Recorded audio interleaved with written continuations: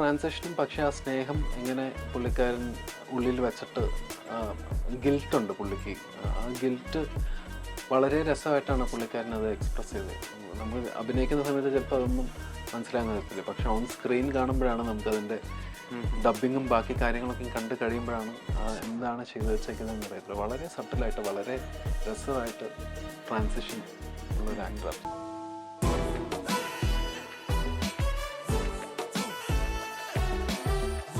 മമ്മൂക്കയായിട്ട് ഞാൻ സിനിമകൾ വരുമ്പോഴും, അല്ലെങ്കിൽ എനിക്ക് വല്ല ആവശ്യങ്ങളൊക്കെ ഉള്ളപ്പോഴും, അല്ലെങ്കിൽ എനിക്ക് വല്ല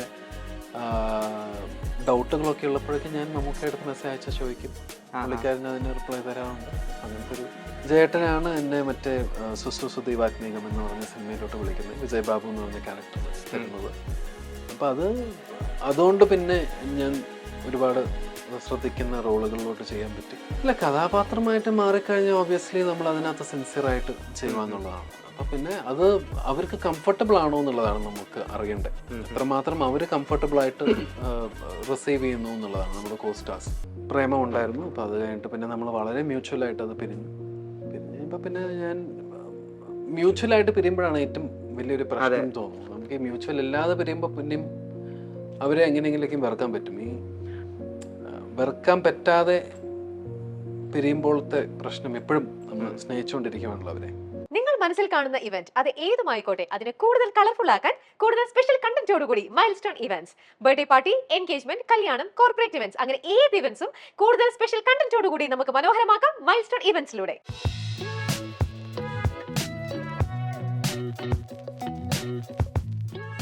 നമസ്കാരം, മൈൽസ്റ്റോൺ മേക്കേഴ്സ് പ്രസൻസ് ചക്കം പക്കത്തിലേക്ക് എല്ലാവർക്കും സ്വാഗതം. അപ്പോൾ ഇന്ന് എൻ്റെ ഒപ്പം ഉള്ളത് കേരളത്തിലെ എല്ലാ മലയാളി യുവാക്കളെയും അസൂയയുടെ മുൾമുനയിൽ നിർത്തിയിട്ടുള്ള വളരെ ഹാൻസം ആയിട്ടുള്ള ഭയങ്കര ഹാൻസം ആയിട്ടുള്ള ഒരു വ്യക്തിയാണ്. Let's welcome Anson Paul to the show. ചേട്ടാ, വെൽക്കം ടു ദ ഷോ. അല്ല, കാര്യമായിട്ട് ഞാൻ ഇൻട്രോക്കകത്ത് ഇത് ഞാൻ വെറുതെ പറഞ്ഞല്ല, സീരിയസ്ലി പറഞ്ഞതാണ്. ചേണ്ടാണെങ്കിൽ ആദ്യകാല സിനിമകൾ കാണുന്ന അന്ന് തൊട്ടിട്ട് ഞങ്ങൾ എല്ലാവരും നോട്ട് ചെയ്ത് ചെയ്യുന്നത്. കാര്യം ഭയങ്കര അസൂയാണ് ചേട്ടൻ്റെ. അല്ല, നല്ല രീതിയിലുള്ള അസൂയ. കാര്യം നമ്മുടെ മലയാള സിനിമയിൽ മെജോറിറ്റി ആക്ടേഴ്സും ആക്ട്രസും എല്ലാവരും ഒക്കെ ആണെങ്കിൽ ഈ ഏജ് ഇൻ റിവേഴ്സ് ഗിയറിലുള്ള ആൾക്കാരാണ്.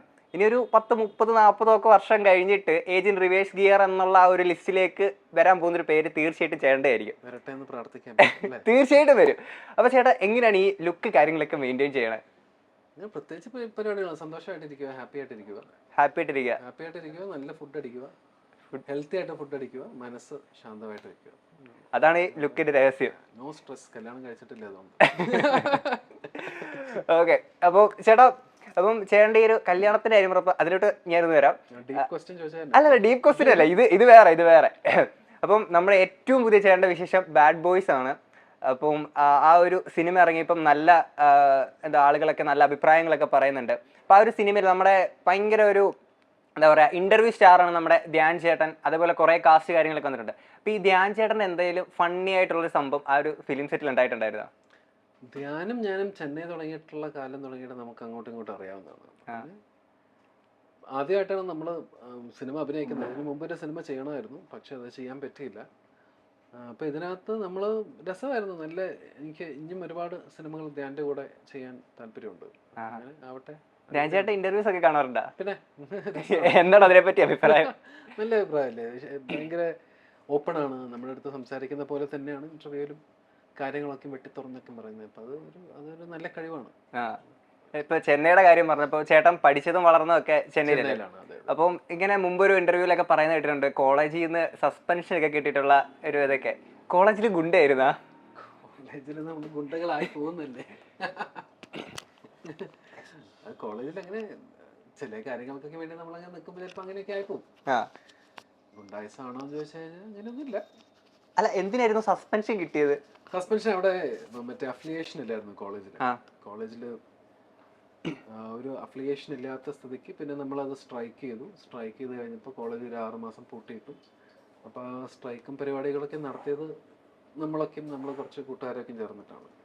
അപ്പം അങ്ങനെ അവർ പിന്നെ സസ്പെൻഡ് ചെയ്തതാണ്. അപ്പോൾ കോളേജ് ലൈഫിൽ ഈ പറയുന്ന പോലെ നമ്മുടെ സിനിമയുടെ പേര് പറഞ്ഞു, നമ്മുടെ ക്ലാസ്മേറ്റ്സ് സിനിമയിലെ പൃഥ്വിരാജ് ആയിരുന്നു കോളേജ് ലൈഫിൽ ചേട്ടൻ?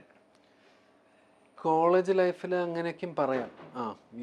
യുവ അല്ലെങ്കിൽ നമ്മുടെ ആയുധെഴുത്ത് എന്ന് പറഞ്ഞിട്ടുള്ള പടമൊക്കെ കണ്ടിട്ടുണ്ടോ? ആയുധമെഴുത്ത്, സോറി ചേട്ടാ, മണിരത്നത്തിന്റെ സിനിമയാണ്. അതിനകത്ത് വരുന്ന മറ്റേ സൂര്യയുടെ വയ്ക്കും പോലത്തെ ഒരു ക്യാരക്ടർ നമ്മളവിടെ അങ്ങനത്തെ ഒരു കൾട്ട് പരിപാടികളൊക്കെ ആയിട്ടുണ്ട്. കോളേജ് ലൈഫ് കുറെ ആൾക്കാർ പറയുന്നിട്ടുണ്ട് നമ്മുടെ ജീവിതത്തിലെ ഏറ്റവും മനോഹരമായിട്ടുള്ള കുറച്ച് നിമിഷങ്ങൾ സമ്മാനിച്ചിട്ടുള്ള കോളേജ് ലൈഫ് എന്നുള്ളത്. അപ്പൊ ചേട്ടന് ഏറ്റവും മനോഹരമായിട്ട് മെമ്മറബിൾ ആയിട്ട് കോളേജ് ലൈഫിൽ ഒരു ഓർത്ത് വെക്കുന്ന ഒരു കാര്യം എന്തായിരിക്കും? ഞാൻ ആപ്പടെ ഫസ്റ്റ് ഇയർ മാത്രമേ കോളേജിൽ പോയുള്ളൂ. പിന്നെ ബാക്കി 3 വർഷക്കാലം സസ്പെൻഷൻ ആയിരുന്നു. അപ്പൊ പിന്നെ അങ്ങനെ ഓർത്ത് വെക്കാൻ മാത്രം ഒന്നുമില്ല.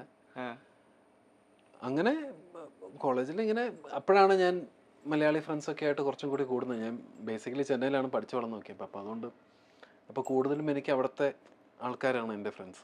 അപ്പോൾ പിന്നെ മലയാളികളൊക്കെ ആയിട്ട് അപ്പോഴാണ് ഞാൻ കുറച്ചും കൂടി ക്ലോസ് ആവുന്നതും കാര്യങ്ങളൊക്കെ. അപ്പം അങ്ങനെ നല്ല കമ്പനിയായിരുന്നു. ജയസൂര്യ ജീവിതം മാറ്റിമറിച്ചൊരു വ്യക്തിയാണ് ആൻസൺ ചേട്ടനെന്ന് ഇങ്ങനെ കേട്ടിട്ടുണ്ട്. അതെന്തായിരുന്നു സംഭവം? ജയേട്ടനാണ് എന്നെ മറ്റേ സുസുദീവാത്മീകം എന്ന് പറഞ്ഞ സിനിമയിലോട്ട് വിളിക്കുന്നത്. വിജയ് ബാബു എന്ന് പറഞ്ഞ ക്യാരക്ടർ തരുന്നത്. അപ്പം അതുകൊണ്ട് പിന്നെ ഞാൻ ഒരുപാട് ശ്രദ്ധിക്കുന്ന റോളുകളിലോട്ട് ചെയ്യാൻ പറ്റി. ജിമ്മില് മറ്റോ വെച്ച് കണ്ടിട്ട് അങ്ങനെ? അതെ, ജിമ്മിൽ വെച്ചിട്ട് നമ്മളിവിടെ ഒരു പ്രാവശ്യം ശരിക്കും പറഞ്ഞാൽ ഞാൻ ജയേട്ടനെ ഒരു ഫിലിം ഫെയർ അവാർഡിൽ വെച്ചിട്ടാണ് കാണുന്നത്. സരിതേച്ചിനെയാണ് കാണുന്നത്. അപ്പോൾ അത് കഴിഞ്ഞിട്ട് അപ്പോൾ ആ സമയത്ത് ഞാൻ ജയേട്ടൻ്റെ അടുത്ത് പോയി സംസാരിച്ച് കാര്യങ്ങളൊക്കെ കഴിഞ്ഞ് പിന്നീട് ഞാൻ കാണുന്നത് ജിമ്മിൽ വെച്ചിട്ട് ഒരു പ്രാവശ്യം കണ്ടിട്ടുണ്ടായിരുന്നു. അപ്പോൾ അത് കണ്ടിട്ടാണ് പിന്നെ പുള്ളിക്കാരൻ എന്നെ സുദീപാത്മീയത്തിലോട്ട് വിളിക്കുന്നത്, ഈ ഒരു ക്യാരക്ടറിലോട്ട് വിളിക്കുന്നത്. യെസ്. ഇപ്പോഴും മമ്മൂക്കൊക്കെ കോണ്ടാക്റ്റിലുണ്ടോ? മമ്മൂക്കയായിട്ട് ഞാൻ സിനിമകൾ വരുമ്പോഴും അല്ലെങ്കിൽ എനിക്ക് വല്ല ആവശ്യങ്ങളൊക്കെ ഉള്ളപ്പോഴും അല്ലെങ്കിൽ എനിക്ക് വല്ല ഡൗട്ടുകളൊക്കെ ഉള്ളപ്പോഴൊക്കെ ഞാൻ മമ്മൂക്കയുടെ മെസ്സേജ് അയച്ചാൽ ചോദിക്കും.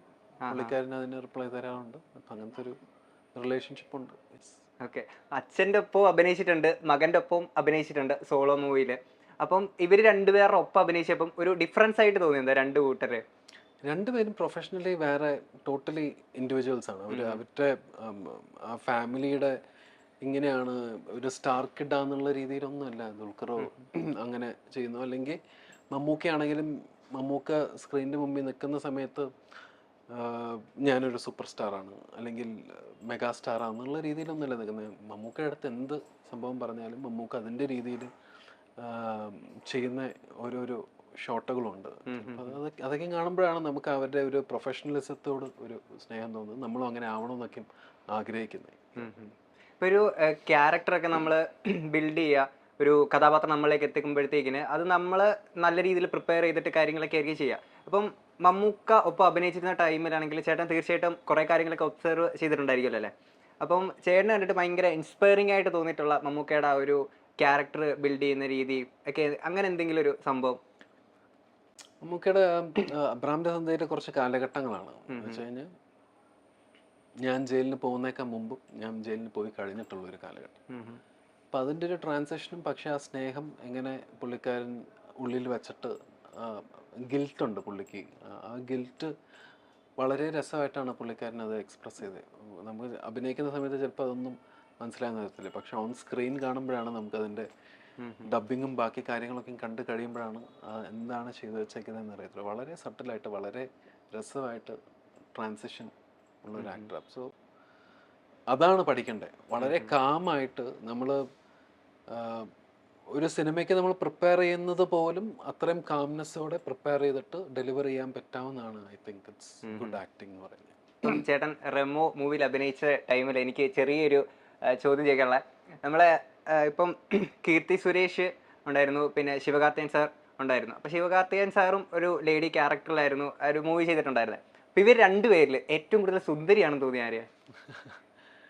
സുന്ദരിയാന്ന് തോന്നിയുടെ ചില സീനുകളിൽ ശിവകാർത്തികൻ്റെ മേക്കപ്പും കാര്യങ്ങളൊക്കെ വളരെ രസമായിരുന്നു. ഇപ്പം നല്ല ഭംഗിയായിട്ടാണ് ഉണ്ടായിരുന്നത്.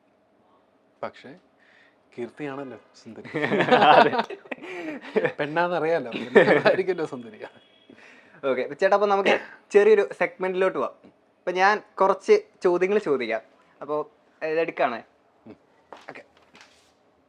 ഞാൻ ചോദിക്കുന്ന ചോദ്യങ്ങളിൽ ചേട്ടൻ്റെ ഉത്തരം എസ് എന്നാണെങ്കിൽ ഇതാ, എന്നാലും ഇവന്മാരിത് എങ്ങനെ അറിഞ്ഞു എന്നുള്ളത് പൊക്കി കാണിക്കണം.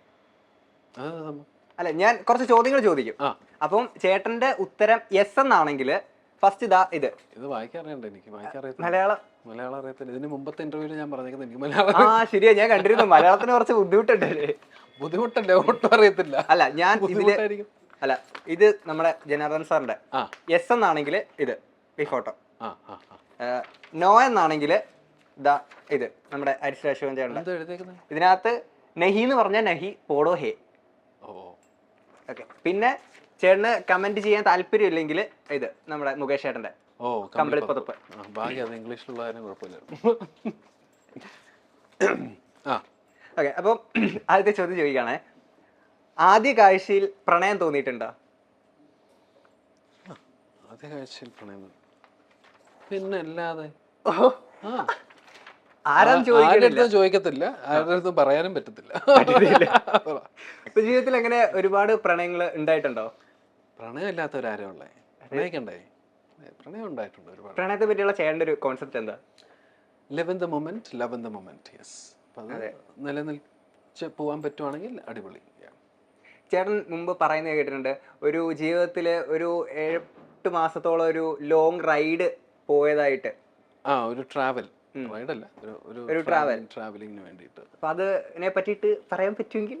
അതൊരു ഇതുപോലെ തന്നെ ഒരു പ്രേമം ഉണ്ടായിരുന്നു. അപ്പോൾ അത് കഴിഞ്ഞിട്ട് പിന്നെ നമ്മൾ വളരെ മ്യൂച്വലായിട്ട് അത് പിരിഞ്ഞു കഴിയുമ്പോൾ പിന്നെ ഞാൻ മ്യൂച്വലായിട്ട് പിരിയുമ്പോഴാണ് ഏറ്റവും വലിയൊരു പ്രശ്നം തോന്നുന്നത്. നമുക്ക് ഈ മ്യൂച്വൽ ഇല്ലാതെ പിരിയുമ്പോൾ പിന്നെയും അവരെ എങ്ങനെയെങ്കിലേക്കും വെറുക്കാൻ പറ്റും. ഈ വെറുക്കാൻ പറ്റാതെ പിരിയുമ്പോഴത്തെ പ്രശ്നം എപ്പോഴും നമ്മൾ സ്നേഹിച്ചുകൊണ്ടിരിക്കുകയാണല്ലോ അവരെ, പക്ഷേ കൂടെ നമുക്ക് ജീവിക്കാൻ പറ്റുന്നില്ല എന്നുള്ളൊരു കാരണം. അപ്പോൾ അത് അണ്ടർസ്റ്റാൻഡ് ചെയ്യാൻ കുറച്ച് കാലം എടുത്തു. അപ്പോൾ ആ ഒരു കുറച്ച് കാലം ഞാൻ ട്രാവലിങ്ങിലായിരുന്നു. യെസ്, അതിൽ നിന്ന് ഒരുപാട് ആ ഒരു സിറ്റുവേഷൻസ് ഒക്കെ നല്ല രീതിയിൽ സർവൈവ് ചെയ്ത് വന്നു ചേട്ടൻ.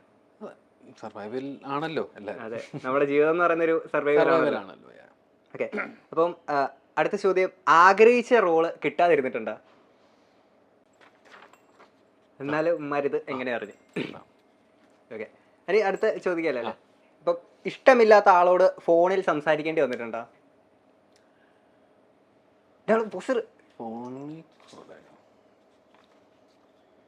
ഇതായിരിക്കും നല്ലതെന്നുണ്ട്. ആരൊക്കെ ഉണ്ട് അപ്പൊ? ഉണ്ടാവുമല്ലോ. ഓക്കെ, അപ്പം ഇൻസ്റ്റഗ്രാം അക്കൗണ്ട് ഡീആക്ടിവേറ്റ് ചെയ്യേണ്ടി വന്നിട്ടുണ്ടോ? അങ്ങനെ ഇല്ല, ഇതുവരെ വന്നിട്ടില്ല. അപ്പം ചേട്ടൻ, ഞാൻ ഇൻസ്റ്റ ഇങ്ങനെ നോക്കുന്ന ടൈമില് സ്റ്റോറി ഹൈലൈറ്റ്സിലൊക്കെ ആണെങ്കിൽ നമ്മുടെ സോറി ഞാൻ മൂവി നെയിം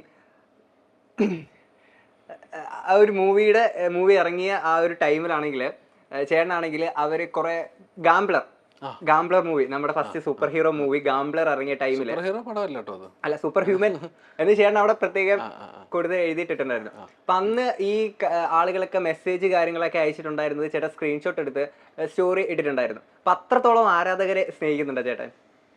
പിന്നെ അവര് തീർച്ചയായിട്ടും ഒരു സംഭവം കണ്ടിട്ട് നമ്മുടെ അടുത്ത് നമുക്ക് അറിയാത്ത ആൾക്കാർ നമ്മളെ മെസ്സേജ് അയച്ച് പറയുന്നു പോസിറ്റീവായിട്ടുള്ള കാര്യങ്ങളാണ്. ഇപ്പോൾ നെഗറ്റീവായിട്ടുള്ള കാര്യങ്ങൾ നമ്മൾ പബ്ലിഷ് ചെയ്യേണ്ട ആവശ്യമില്ല. എന്തിനാണ് വെറുതെ നെഗറ്റീവായിട്ടുള്ള കാര്യങ്ങൾ പബ്ലിഷ് ചെയ്യുന്നത്? അപ്പോൾ പോസിറ്റീവായിട്ടുള്ള കാര്യങ്ങൾ പറയുമ്പോൾ ഞാൻ ഓബിയസ്ലി പോസിറ്റിവിറ്റി സ്പ്രെഡ് ചെയ്യുക എന്നുള്ള രീതിയിൽ തീർച്ചയായിട്ടും അവർ ഒരു എഫേർട്ട് എടുക്കുന്നു. അത് എൻ്റെ കണ്ണിൽ പെട്ട് കഴിഞ്ഞാൽ, ആ ശ്രദ്ധയിൽ പെട്ട് കഴിഞ്ഞാൽ ഞാൻ ചിലപ്പോൾ എല്ലാം ചെയ്തെന്ന് വരത്തില്ല, പക്ഷേ ചിലതൊക്കെ ഞാൻ അങ്ങനെ ചെയ്യാറുണ്ട്. ഇപ്പോൾ അങ്ങനെ ചെയ്യുന്നില്ലെന്ന് തോന്നുന്നു. ഞാനിപ്പോൾ റിപ്ലൈ ചെയ്യാറുണ്ട് അവർക്ക്, സ്ക്രീൻഷോട്ടൊന്നും എടുത്തിടാറില്ലെന്ന് തോന്നുന്നു ഇപ്പോൾ. ഏറ്റവും അപ്പം അങ്ങനെ ഒരു ആരാധകര് ഏറ്റവും കൂടുതൽ മെമ്മറബിൾ ആയിട്ട് ഇരിക്കുന്ന ഒരു ഫാൻ മൊമെന്റ് ഉണ്ടായിരിക്കുമല്ലോ, അങ്ങനെ ഫാൻ മൊമെന്റ് ഒക്കെ ഉണ്ടാവാൻ അത്ര വലിയൊരു നടനൊന്നും ആയിട്ടില്ല ഞാൻ. പക്ഷെ ഞങ്ങളെ എല്ലാവർക്കും ചേട്ടനെ ഭയങ്കര ഇഷ്ടമാണ്.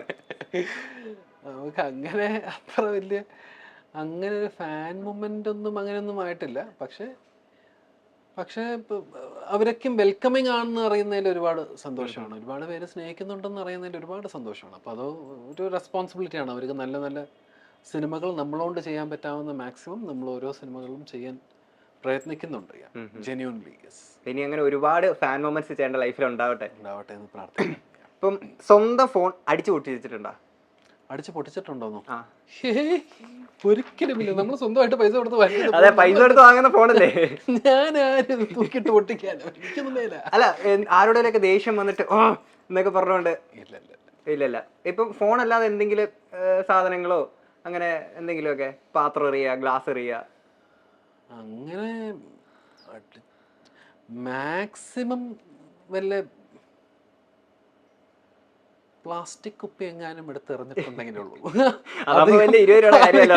അധികം അങ്ങനെയൊക്കെ ചെയ്തിട്ടുള്ളൂ. അല്ലാതെ നമ്മൾ അങ്ങനെ വലുതായിട്ട് ദേഷ്യം പ്രകടിപ്പിക്കാൻ താല്പര്യപ്പെടാത്തൊരു വ്യക്തിയാണ്. ദേഷ്യം വരും, പക്ഷെ അങ്ങനെ ഇപ്പൊ പൊട്ടിച്ചിട്ട് നമ്മള് അല്ല എല്ലാ സാധനങ്ങളും പൊട്ടിച്ചിട്ട് നമ്മൾ ദേഷ്യം പ്രകടിപ്പിക്കേണ്ട ആവശ്യമില്ലല്ലോ. അതെ. ഇനി അടുത്ത ചോദ്യം എന്ന് വെച്ചാല്, ഈ പ്രണയരംഗങ്ങള് അഭിനയിക്കുമ്പോ നാണം തോന്നിയിട്ടുണ്ടോ? പിന്നല്ലാതെ തോന്നിയിട്ടുണ്ടോന്നോ? എത്രയും പേര് നിൽക്കുമല്ലേ. അപ്പൊ അവരുടെ കൂടെ നമ്മള് ഞാൻ 90ml എന്ന് പറഞ്ഞിട്ടൊരു സിനിമ ചെയ്തിട്ടുണ്ട്. അപ്പൊ അതിനകത്ത് കുറച്ച് ഇന്റിമേറ്റ് ആയിട്ടുള്ള സീൻസ് ഉണ്ട്. പിന്നെ ഇപ്പൊ ഞാൻ ചെയ്തുകൊണ്ടിരിക്കുന്ന പടങ്ങളിനകത്ത് ചിലതൊക്കെ അങ്ങനെ ഉണ്ടാവാറുണ്ട്. അപ്പം അങ്ങനെ ഒബിയസ്ലി ഹീറോയിൻസിനേക്കാളും കൂടുതൽ നമുക്കാണ് കുറച്ചും കൂടി ഒരു ചെറിയ നാണം പ്രശ്നങ്ങളൊക്കെ ഉള്ളത്.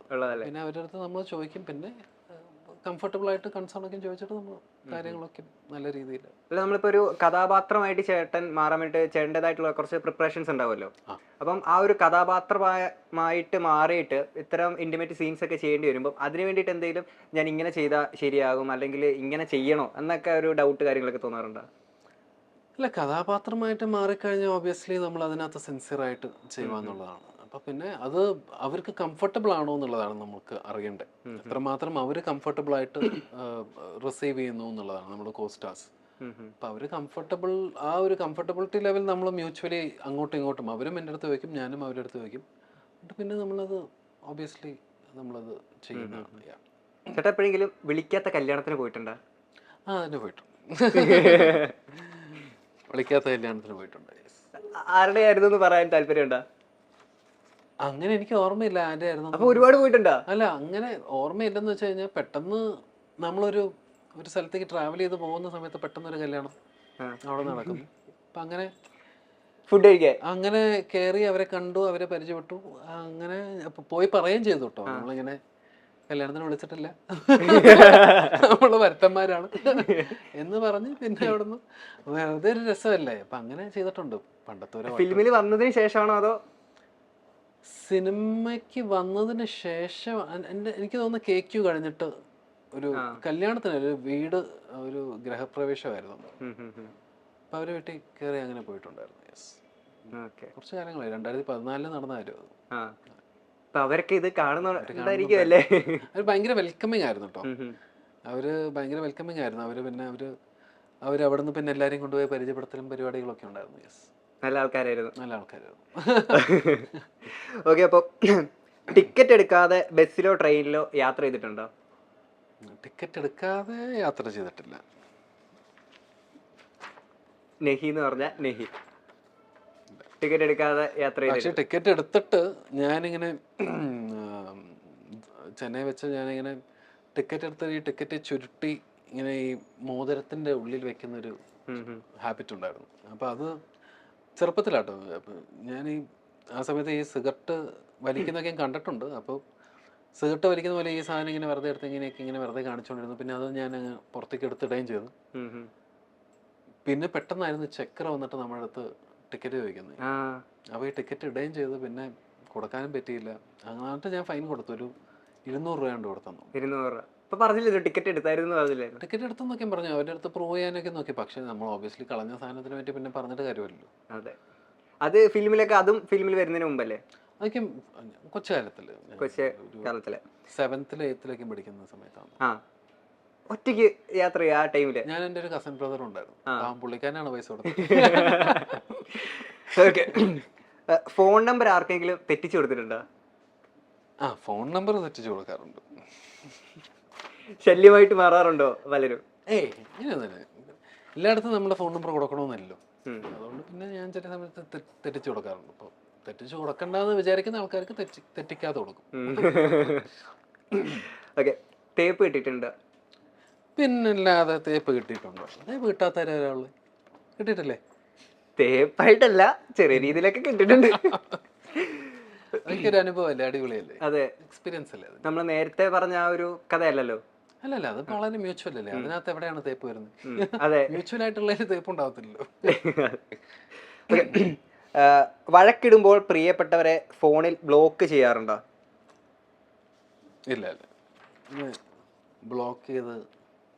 ബ്ലോക്ക് ചെയ്യാറില്ല. അപ്പം താങ്ക് യു ചേട്ടാ. ആ ഒരു സെഗ്മെന്റ് ഫുള്ള് നമ്മുടെ കഴിഞ്ഞു. നല്ല രീതിയായിരുന്നു. താങ്ക് യു ചേട്ടാ. അടിപൊളി. അടിപൊളി. ചോദ്യം കഴിഞ്ഞില്ല. ചോദ്യം കഴിഞ്ഞില്ലേ? ഇല്ല, കുറച്ചുകൂടെ ഇനിയുണ്ടോ? അപ്പൊ ഇതെടുത്ത് മാറ്റി വെച്ചോട്ടെ. അവിടെ വെച്ചോ ചേട്ടൻ. അപ്പം ഈ ഒരു ഫിലിമിലോട്ടൊക്കെ വരുന്നതിന് മുമ്പായിട്ട് ബോംബെയിലൊരു ആക്ടിങ് ക്ലാസ്സിന് ഒക്കെ പോയിട്ടുള്ളതായിട്ട് ഇങ്ങനെ കേട്ടിട്ടുണ്ട്. അപ്പം സിനിമ ചേട്ടനാണെങ്കിൽ ഫിലിമിലേക്ക് വരുന്നതിന് മുമ്പ് കണ്ടിരുന്ന ഒരു സിനിമയുണ്ട്, സിനിമയിലോട്ട് വന്നതിന് ശേഷം സിനിമയെ കാണുന്ന ഒരു രീതിയുണ്ട്. അപ്പൊ ആ ഒരു ഡിഫറൻസ് എന്താ ചേട്ടന് തോന്നിയത്? മുമ്പ് നമ്മൾ സ്ക്രീനിൽ കാണുന്ന സിനിമയിലോട്ട് ആയിരുന്നു നമുക്ക് ഉള്ളിലോട്ട് പോകാൻ താല്പര്യം. സിനിമയിലോട്ട് വന്നു കഴിഞ്ഞപ്പോൾ പിന്നെ നമ്മൾ അതിൻ്റെ ഒരു പ്രൊഫഷണൽ സൈഡും അതിൻ്റെ ഒരു ഇൻഡെപ്ത് ഓഫ് ആക്ടിങ്ങും അത് നമ്മൾ എക്സ്പ്ലോർ ചെയ്യാൻ നോക്കിക്കൊണ്ടിരിക്കുകയാണ്. അപ്പോൾ അതങ്ങനെ എക്സ്പ്ലോർ ചെയ്തുകൊണ്ടിരിക്കുകയാണ്. അപ്പം ചേട്ടനാണെങ്കിൽ ഇനിയിപ്പം കുറേ പാട്ടും ഡാൻസും ഒക്കെ ഉള്ള ഒരുപാട് രംഗങ്ങളൊക്കെ ഇനി ചേട്ടൻ ഒരുപാട് വരാനുള്ളതാണ്. അപ്പം ഡാൻസിന് വേണ്ടിയിട്ടും അങ്ങനെയുള്ള എന്തെങ്കിലും പ്രിപ്പറേഷൻസ് കാര്യങ്ങളൊക്കെ ചെയ്യാറുണ്ടാവും? ഡാൻസ് തമിഴ് പടങ്ങളൊക്കെ ചെയ്യുമ്പോൾ നമ്മൾ ഒബ്വിയസ്ലി ഒരു 2 ദിവസം മുമ്പ് 3 ദിവസം ചിലപ്പോൾ നമ്മൾ അതിന് വേണ്ടിയിട്ട് ഡാൻസൊക്കെ പ്രാക്ടീസ് ചെയ്തിട്ട് ചെയ്യും. ഇവിടെ മലയാളത്തിൽ നമ്മൾ ചിലപ്പോൾ അതിന് മുമ്പ് ആയിരിക്കും, ഓൺ ദ സ്പോട്ടൊക്കെ ആയിരിക്കും നമ്മൾ ഡാൻസ് ചെയ്യുന്നത്.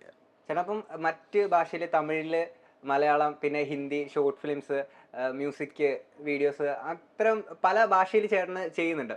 അപ്പം ഈ ഓരോ ഇൻഡസ്ട്രിയിലും അവരുടേതായിട്ടുള്ളൊരു വ്യത്യാസം ഉണ്ടാവും. ഇപ്പോൾ ഈ ഒരു ഹിന്ദി, തമിഴ്, മലയാളം ഈ മൂന്നിലും കോമൺ ആയിട്ട് ചേട്ടന് എന്തെങ്കിലും ഫാക്ടർ തോന്നിയിട്ടുണ്ടോ? ഹിന്ദിയിൽ ഞാൻ ആ പാടൊരു മ്യൂസിക് ആൽബമാണ് ചെയ്തത്. അപ്പോൾ അതിനെ പറ്റി നമുക്ക് short film short film music album ചെയ്തത് അത് നമ്മുടെ സൗത്ത് ഇന്ത്യയിലത്തെ ആൾക്കാർ തന്നെയായിരുന്നു ചെയ്തത്. അപ്പോൾ അതുകൊണ്ട് പിന്നെ അത് പിന്നെ ഒരു ഫ്രണ്ട്സിൻ്റെ ഒരു പരിപാടിയൊക്കെയാണ് നമ്മൾ ചെയ്തതാണ്. പക്ഷെ തെലുങ്കും തമിഴും മലയാളമാണ് ഇപ്പോൾ ചെയ്തുകൊണ്ടിരിക്കുന്നത്. എവിടെയെങ്കിലും ഒന്ന് പച്ച പിടിക്കണ്ടേ? അപ്പോൾ ഡിഫറൻസ് എന്ന് വെച്ചാൽ ഇവിടെ കുറച്ചും കൂടി പെട്ടെന്ന് നമുക്ക് സിനിമകൾ എടുത്ത് തീർക്കാൻ പറ്റും മലയാളത്തിൽ. തമിഴിലും തെലുങ്കിലൊക്കെ ഒരുപാട് ദിവസങ്ങളെടുക്കും, ഒരുപാട് മാസങ്ങളെടുക്കും ചിലപ്പോൾ ഒരു സിനിമ എടുത്ത് ഷൂട്ട് ചെയ്ത് തീർക്കാൻ. അപ്പോൾ അതുകൊണ്ട് നമ്മുടെ കുറേ കാലം പോവാം.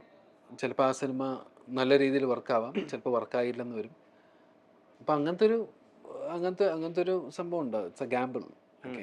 So depends. ഇപ്പം ചേട്ടനാണെങ്കിൽ ഇപ്പം ഫിലിമിൽ വന്നിട്ട് ഒരുപാട് കാര്യങ്ങൾ പഠിച്ചു, നല്ല രീതിയിൽ കുറേ കാര്യങ്ങളൊക്കെ ചെയ്യുന്നുണ്ട്.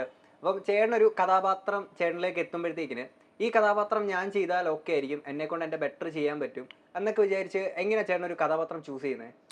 നമുക്കറിയാം, ഞാൻ മുമ്പ് ചെയ്യാത്തൊരു സാധനമായിരിക്കണം, പിന്നെ അത് എന്നെ എക്സൈറ്റ് ചെയ്യണം, പിന്നെ അതിൻ്റെ കഥയും ബാക്കി ക്രൂവും കാര്യങ്ങളൊക്കെ ഇങ്ങനെയാണ് നോക്കിയിട്ട്. പിന്നെ ഇതൊരു എക്സ്പ്ലോറിങ് അല്ലേ, നമ്മൾ ഓരോരോ പീരിയഡിൽ നമുക്കൊരു സ്വഭാവമായിട്ട് ജീവിക്കാൻ പറ്റുന്നതും അല്ലെങ്കിൽ ഒരു കഥാപാത്രമായിട്ട് ലിവ് ചെയ്യാൻ പറ്റുന്നതൊക്കെയും ഒരു രസമുള്ളൊരു സാധനമല്ലേ. അപ്പം അതിൻ്റെ ഒരു രസത്തിൽ അങ്ങ് നമ്മൾ ചെയ്തുകൊണ്ടിരിക്കുന്നു. ഒരു കഥാപാത്രം ചെയ്യാൻ ചേട്ടൻ കൂടുതൽ താല്പര്യം? അങ്ങനെയല്ല, എല്ലാ ഷെയ്ഡും ചെയ്യാൻ താല്പര്യമാണ്. പോസിറ്റീവും നെഗറ്റീവും എല്ലാ ഷെയ്ഡുകളും ചെയ്യാൻ താല്പര്യമാണ്. കോമഡി ആണെങ്കിലും ആക്ഷൻ ആണെങ്കിലും റൊമാൻസ് ആണെങ്കിലും ഒരു പാവമായിട്ടുള്ളതാണെങ്കിലും എന്തും ചെയ്യാൻ താല്പര്യമാണ്. പക്ഷെ അതിന് കഥ എത്രത്തോളം നമ്മളെ ഇമ്പ്രസ് ചെയ്യുന്നു എന്നുള്ളതാണ്. ഏത് കഥാപാത്രം ചെയ്യാനായിരിക്കും കുറച്ച് ചേട്ടന് ചലഞ്ചിങ് ആയിട്ട് തോന്നുക? മീൻസ് കോമഡി ഉണ്ട്, റൊമാൻറ്റിക് ഉണ്ട്, അങ്ങനെ ഇമോഷണൽ പല ക്യാരക്ടേഴ്സ് ഉണ്ടാവുമല്ലോ, ഓരോ ഇമോഷൻസ് ഒക്കെ വെച്ചിട്ട്. ചേട്ടൻ അപ്പം കോമഡി പരിപാടി അധികം ഞാൻ ചെയ്തിട്ടില്ല. അപ്പം അത് ഒരു ആൾക്കാരെ ചിരിപ്പിക്കുക എന്നൊക്കെ പറയുന്നത് കുറച്ച് പ്രയാസമുള്ള കാര്യമാണ്. അപ്പോൾ അതിൻ്റെ ടൈമിങ്ങും പരിപാടികളൊക്കെ കറക്റ്റ് ആയിരിക്കണം. അപ്പോൾ അത് കോമഡി ചെയ്യുന്ന ആൾക്കാർ ഞാൻ ഭയങ്കര അടിപൊളിയായിട്ട് റെസ്പെക്ട് ചെയ്യുന്ന ആൾക്കാരാണ്. അപ്പോൾ അങ്ങനെയൊക്കെ ആവാൻ വളരെ താല്പര്യമുണ്ട് എനിക്ക്. ഇപ്പം എന്നെപ്പോലെ ഒരുപാട് ആളുകൾ സിനിമയൊക്കെ ആഗ്രഹിച്ചിങ്ങനെ നിൽക്കുന്നുണ്ട്. അപ്പം ഞങ്ങളെപ്പോലുള്ള ആളുകൾക്ക് പുതിയതായിട്ട് സിനിമ സ്വപ്നം കാണുന്ന ഞങ്ങളെപ്പോലെ ആളുകൾക്ക് ഒരു അഡ്വൈസ്, ചേട്ടൻ്റെ ഒരു എക്സ്പീരിയൻസ് ചെയ്ത് എന്തായിരിക്കും ചേട്ടന് ഞങ്ങൾക്ക് തരാൻ പറ്റുക? ബി ഒറിജിനൽ എന്നുള്ളതാണ്. നമുക്ക് എന്താണോ പാഷൻ, അതാണ് പാഷൻ എങ്കിൽ അതിൽ വിടാതെ നമ്മൾ ട്രൈ ചെയ്തുകൊണ്ടിരിക്കുക. Stick on to your passion. Yes, അതെ. താങ്ക് യു ചേട്ടാ. അപ്പോൾ നമ്മൾ കുറച്ച് സമയം സംസാരിച്ചിങ്ങനെ ഇരുന്നു. ഇനി ചേട്ടന് ഞാൻ നമ്മൾ തുടക്കത്തിൽ പറഞ്ഞ പോലെയാണെങ്കിൽ 10-40 വർഷം കഴിഞ്ഞുള്ള ആ ഒരു ഏജിൻ റിവേഴ്സ് ഗിയറിൽ ചേട്ടൻ അങ്ങനെ നിൽക്കണമെന്നാണ് എൻ്റെ ആഗ്രഹം. അപ്പോൾ ഇനിയും ഇങ്ങനെ ഹാൻഡ്സം ആയിട്ട് ഇനി ഒരുപാട് കഥാപാത്രങ്ങൾ ചേട്ടനിലേക്ക് വരട്ടെ. താങ്ക് യു ചേട്ടാ. Thank you so much. Okay. Thank you. കഴിഞ്ഞോ?